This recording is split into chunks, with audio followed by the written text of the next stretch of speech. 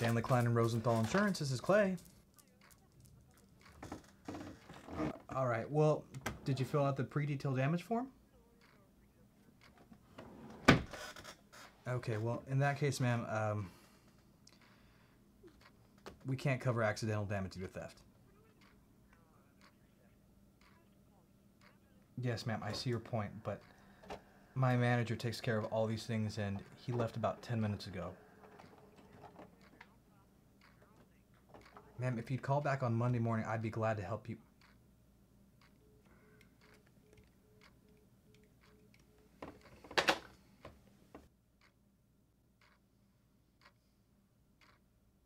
I'd be lying to myself if I said I wasn't completely annoyed with that lady.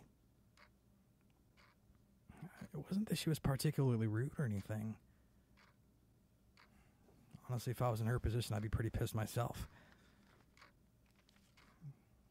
Dealing with these kinds of calls all the time, you start to hate it. Being the bearer of bad news, feeling people's anger, it's not a good feeling.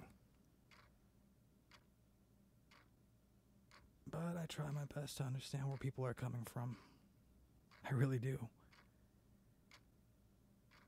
I came to this realization some time ago that having compassion is key to making not only others happier, but to make myself happier too.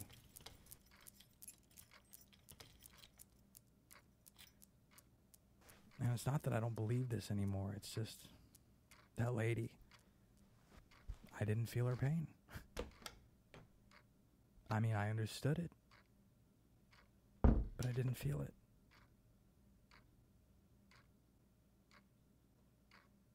I try to do just that with all my clients when I started here, and over time, I guess it just made me depressed. And this happens with other things in my life. Okay, well, I think of this ideal way to be, or a state of mind to have, and I guess it's just idealistic. I didn't like that lady at all. I didn't. And still don't care about her problems, but I know I should. I know it's the right way to be. I mean, all I cared about was how to get her off the phone in the most polite way. It seems like there's this divide on how I should be and how I am. I don't care to admit this kind of stuff, but I think it's better to be more honest with myself. At least I'm doing that. Being honest, that is. I guess that deserves a pat on the back. Well, not too much of a pat. I mean, I am just admitting this to myself. And even then,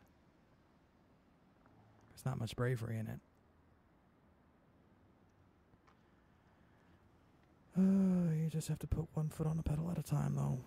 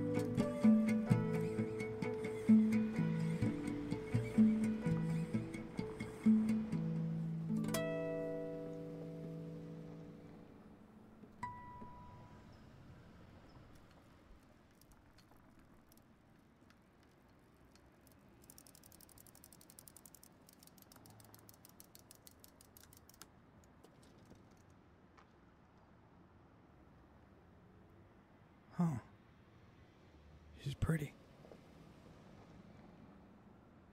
Real pretty, actually.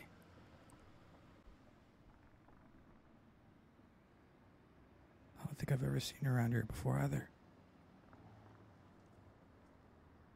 I should say something. Damn it. Say something.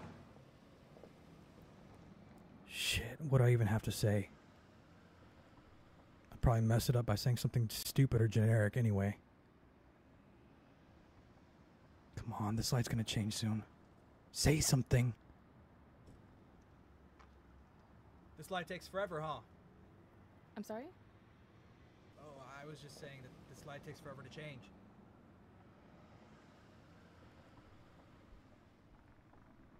I guess.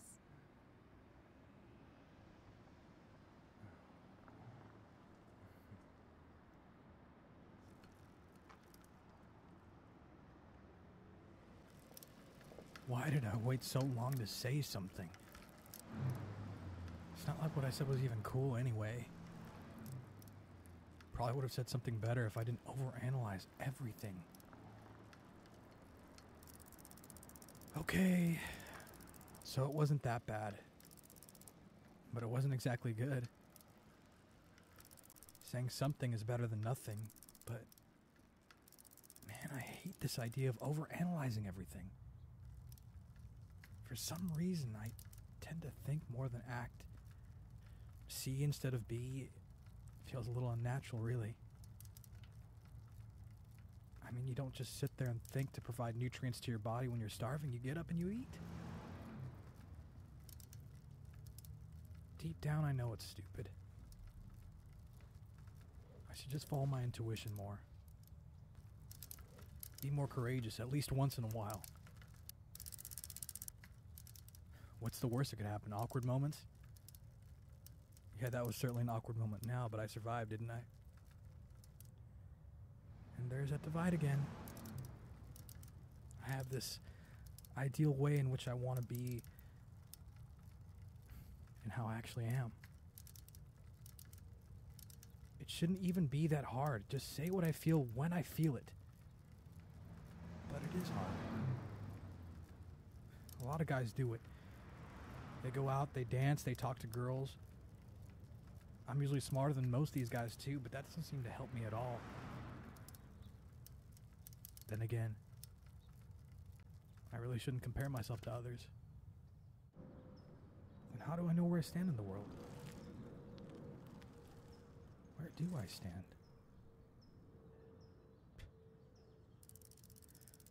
The point is, I just need to start following my intuition.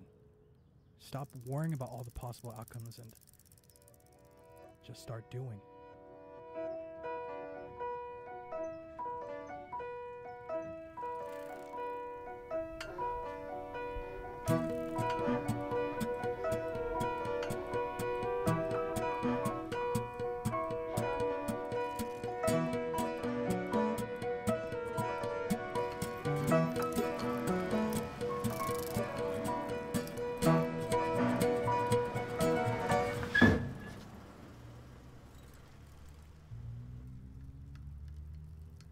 What was I thinking?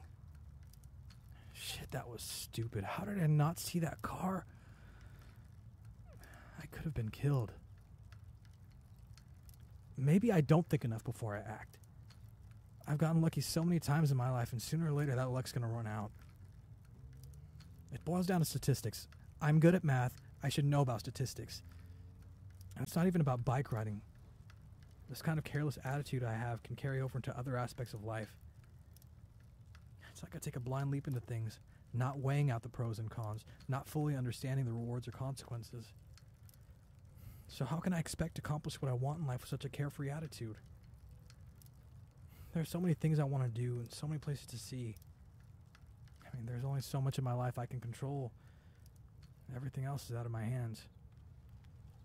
I guess if I'm more responsible, I can take hold of the things I can control.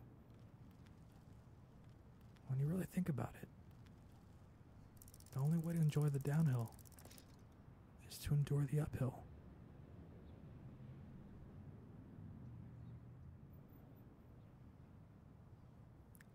Why would you ever want to ride up a hill without there being a downhill on the other side? It's a cycle. Everything is. Life goes up and down. Work, enjoyment, carefree. It swings one side to the other. It's not a perfect balance. It can't be. When facing the uphill, you can't relax and work at the same time. The focus has to be on work. I always felt like I was too much of one way or too much of another. But I guess it can be easy to forget the climb is only temporary. You just have to focus on the climb to be able to get to the top. But you can get so into it, you forget why you're even climbing in the first place. At which point you become too focused on the work. And well, the same goes for the downhill.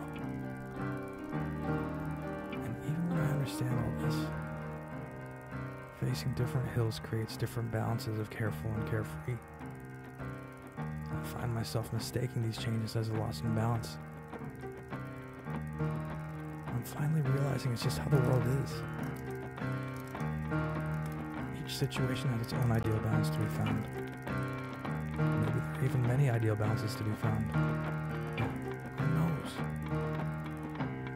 But either way, seeing things in this way makes sense. It's the cycle that moves everything forward. One leg pushes, the other rests. They switch, and the process repeats. The wheels move forward. The cycle goes on.